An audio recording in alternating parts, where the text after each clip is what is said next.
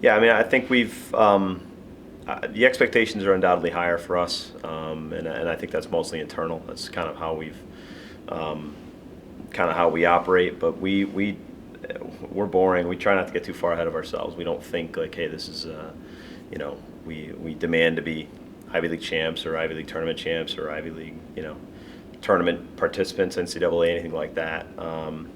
We are sincerely worried about the next day and the next opponent, and really that's it. So we feel like when we start talking about our expectations for the season, that they often don't play out like we hope that they would. We've learned that lesson, I think.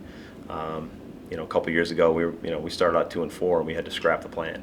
And of course, the end of the season worked out for us. But I think that we've got a lot of guys back that have won a lot of games, and they certainly expect to continue that trend. But we don't want to put any numbers, parameters on it, I don't think.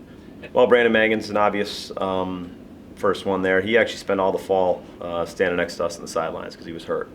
And Brandon's such a good leader and such a vocal presence that we felt that at the end of this fall semester that it would probably help us. And more guys like Conrad Oberbeck and Ryan McCarthy and Colin Flaherty and guys like that had to step up and be bigger leaders. Darren Dempster, guys like that. So we felt like our identity in the fall offensively was nowhere near what it needed to be. And we kind of watched our guys struggle through the course of the fall, all the while hoping that it was the best thing for us. Yeah, it's funny thinking back to when they started putting 3 freshmen out there and what it ended up being an Ivy League championship team. It's really, I think it's a luxury that we've probably taken for granted, how strong those guys were and how consistent and how, just an impressive class of defensemen for sure. So I think we're gonna have some growing pains back there. We can't expect to be an 8-goal-a-game team defensively. If we can somehow, match those numbers and match those performances, then I think we'll be in pretty good shape.